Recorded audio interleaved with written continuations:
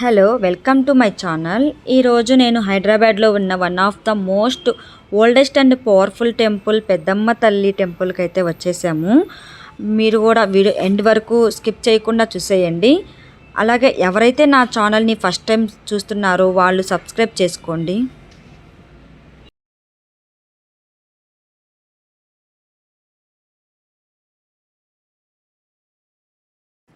పెద్దమ్మ Thalli temple Jubilee Hills road number 55లో ఉంటుంది. అక్కడ టెంపుల్ లోపలే పార్కింగ్ కూడా ఉంటుంది. వెహికల్స్కి ఎంట్రీ ఫీజు లోపలికి వెళ్ళేటప్పుడు కాకుండా రిటర్న్ వెళ్ళేటప్పుడు తీసుకుంటారు.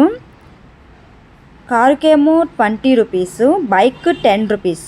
పార్కింగ్ మొత్తం టెంపుల్కి లెఫ్ట్ సైడ్లో ఉంటుంది. ఆలయ ముఖద్వారం దగ్గర నుంచి ఆలయ విశిష్టత తెలుస్తుంది.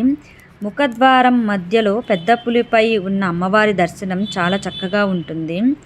అమ్మవారికి ఇరువైపులా 18 కలశాలు ఉంటాయి. 18 కలశాలు అమ్మవారి శక్తిపీఠానికి ప్రతీక. ఆలయ ప్రాంగణంలో అడుగు పెట్టగానే ఆధ్యాత్మిక చిహ్నాలు మనసుకు ఆహ్లాదకరంగా ఆనందాన్ని కలిగిస్తాయి. సో ఇక్కడ కనిపిస్తున్న టెంపుల్ మెయిన్ ఎంట్రీ గోపురం 100 సంవత్సరాల క్రితం నిర్మించారంట. అంటే 1990లో. అమ్మ దైవం ఉంటే అన్నీ ఉన్నట్టే. అలా రైట్ సైడ్లో వెళ్తే చెప్పుల స్టాండ్ ఉంటుంది. ఈచ్ పెయిర్ 5 రూపీస్ తీసుకుంటారు. ఓన్లీ అక్కడే ఉంచాలి, ఎక్కడ వదలకూడదు.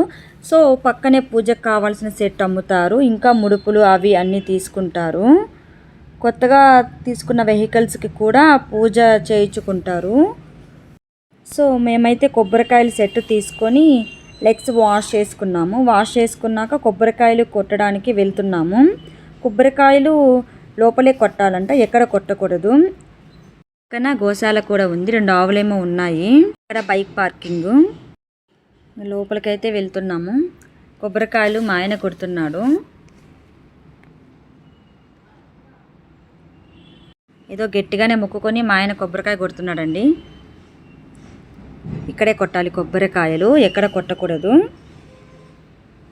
కొబ్బరికాయ ఇక్కడ కొట్టి మనం టెంపుల్ లోపలికి ఒకటి అక్కడ పెట్టి ఒకటి మనం తీసుకెళ్ళాలి.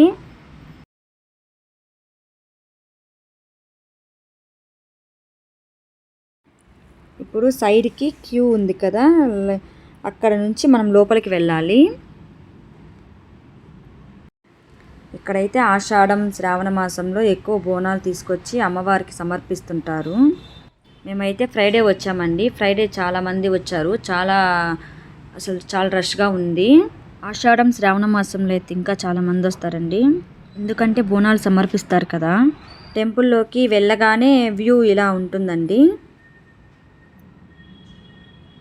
చాలామంది వచ్చారు కదా, చూడండి ఎంతమంది రష్గా ఉన్నారు. మనం ప్రదక్షిణాలు చేయాలంటే లెఫ్ట్ సైడ్ నుంచి వెళ్ళాలి. అలాగే ఫ్రీ దర్శనం అండ్ స్పెషల్ దర్శనం కూడా ఉంటుంది. అక్కడ నవశక్తి దేవతల మండపం కనిపిస్తుంది. అక్కడ ఏదైనా కోరిక ఉన్నవారు ముడుపు కట్టి కోరుకుంటారు. అక్కడ రెడ్ కలర్ క్లాత్తో కట్టున్నాయి కదండి, అవన్నీ ముడుపులేను. ఏదైనా గట్టిగా మనం అనుకొని ముడుపు కడితే జరుగుతాయి అని నమ్మకం అందరికీ. సో ధ్వజస్తంభం నుండి రైట్ సైడ్ దర్శనానికి వెళ్ళాలి. దర్శనం అయ్యాక లెఫ్ట్ సైడ్ నుంచి బయటికి రావాలి. అమ్మవారి దర్శనం మాకు బాగా జరిగింది. 1990లో చాలా చిన్న టెంపుల్ ఉండేదంట. ఇప్పుడైతే చాలా బాగా డెవలప్ చేశారు కదండి. ఏమైనా కూడా అండి, టెంపుల్ అంటేనే చాలా పాజిటివ్ వైబ్రేషన్ ఉంటుంది కదా. పెద్దమ్మ తల్లి యొక్క స్థాపకుడు లేదా మూలం ఒకే వ్యక్తికి ఆపాదించబడలేదు. ఎందుకంటే ఇది స్థానిక జానపద కథలు మరియు సాంప్రదాయాల్లో లోతుగా పాతుకుపోయింది. ఇక్కడ అమ్మవారు పూర్వకాలంలో పల్లెవాసాలకు దగ్గరగా ఉండి గ్రామదేవతగా పూజలు అందుకుంటూ ఉండేదట. హైదరాబాద్ నగరం అభివృద్ధి చెందుతూ రావడంతో సహజంగానే పల్లెవాసాలు అదృశ్యమయ్యాయి. గ్రామ దేవతగా ఉన్న అమ్మవారు ఆగమ శాస్త్రం ప్రకారం ప్రతిష్ఠించబడి పూజాభిషేకాలు అందుకోవడం జరుగుతోంది. 1984లో హంపి విరూపాక్ష పీఠాధిపతులచే నూతన విగ్రహ ప్రతిష్టాపన అనంతరం ఆలయం దినాభివృద్ధి చెందుతోంది. మాజీ మంత్రి పి. జనార్దన రెడ్డిచే పునర్నిర్మాణం జరిగిన ఈ ఆలయం సముదాయంలో 5 అంతస్తుల గర్భగుడి, 7 అంతస్తుల రాజగోపురం, కళ్యాణ మండపం, వసతి గృహాలు ఉన్నాయి. పెద్దమ్మ తల్లిని ఒక తల్లి దేవతగా పూజిస్తారు. ఆ తల్లి తన భక్తులను రక్షించి శ్రేయస్సును తెస్తుందని నమ్ముతారు. గుడి చూడటానికి చాలా ఆహ్లాదకరంగా ఉంది. సో మేమైతే పెద్ద పులిపై ఉన్న అమ్మవారిని దర్శనం చేసుకొని అలాగే చూస్తూ ఉండిపోయాము. ధ్వజస్తంభం దగ్గర ఎప్పుడు గుంపులుగా ఉంటారు.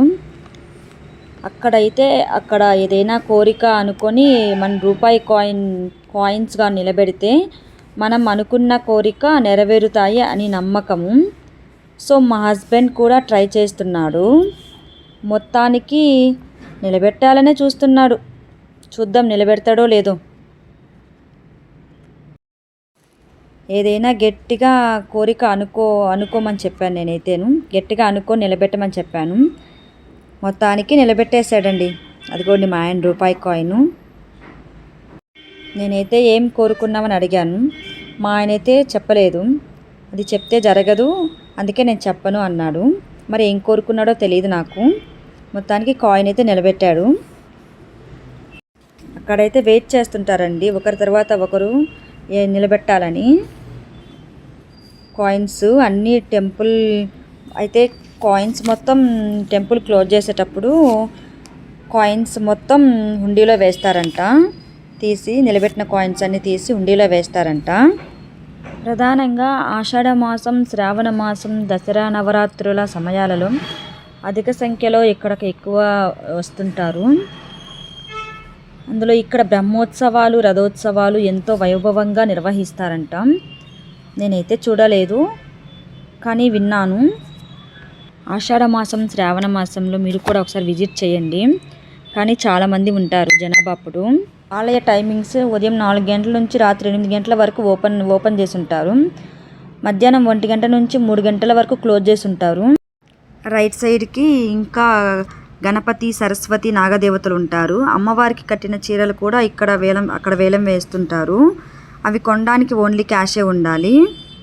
అక్కడ రైట్ సైడ్ ప్రసాదాలు కూడా ఇస్తుంటారు. అక్కడ పులిహోర, లడ్డు, వడ పావు ఇక్కడ ఓన్లీ క్యాషే తీసుకుంటారు. అలాగే చేతి దారాలు కూడా ఉంటాయి. రైట్ సైడ్లో అమ్మవారికి యాటను కొట్టి మొక్కులు చెల్లించుకుంటారు. అక్కడికి సినీ సెలబ్రిటీస్ కూడా ఎక్కువగా వస్తుంటారు.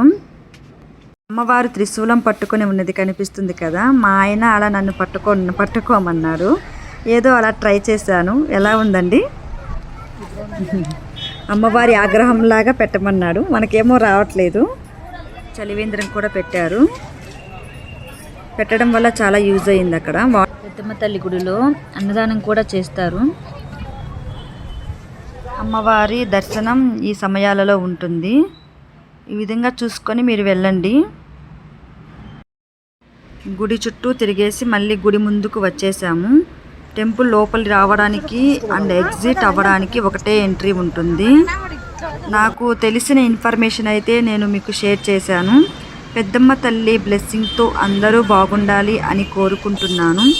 వీడియోని లైక్ అండ్ సబ్స్క్రైబ్ చేయండి. Please subscribe my channel.